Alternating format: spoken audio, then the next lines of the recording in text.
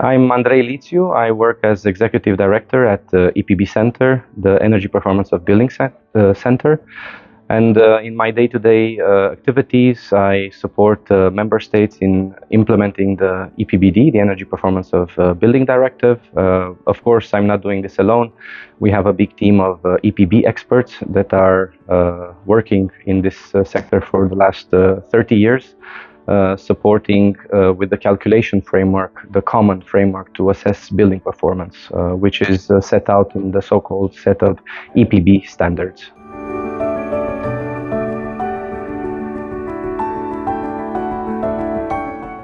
We are very happy and grateful to be part of iEPB team, and as EPB Center, our role has been to have a status quo, to see what is the starting point when it comes to the energy performance certification schemes in the 3 member states that we are covering, those being Austria, Netherlands, and Spain. In addition to that, we are now working further to provide additional guidance and specifications for member states to transpose the recast EPBD of 2024. Of course, the European Commission has already issued guidance documents published in June this year, and member states have time until May next year to transpose EPBD in national law.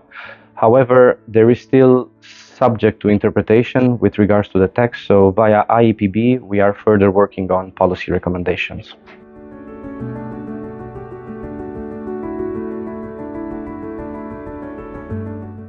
Maybe this is just my personal opinion or what we believe at the EPB Center. However, iEPB really shines in terms of having an integrated approach. That's why it's called iEPB. It's not an Apple product. It stands for Integrated Energy Performance of Buildings. You have different verticals when you assess building performance. You have energy performance, smart readiness, the renovation side of things, even HVAC inspections. And if you go even wider than the scope of EPBD, you also have fire safety and so on.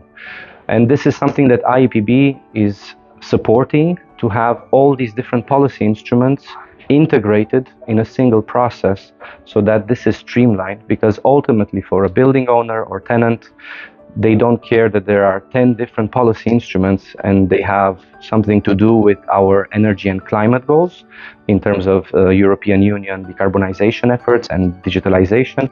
They just want to have their building performing as well as possible, to pay the least as possible on energy bills, and then to have the optimal indoor environmental quality.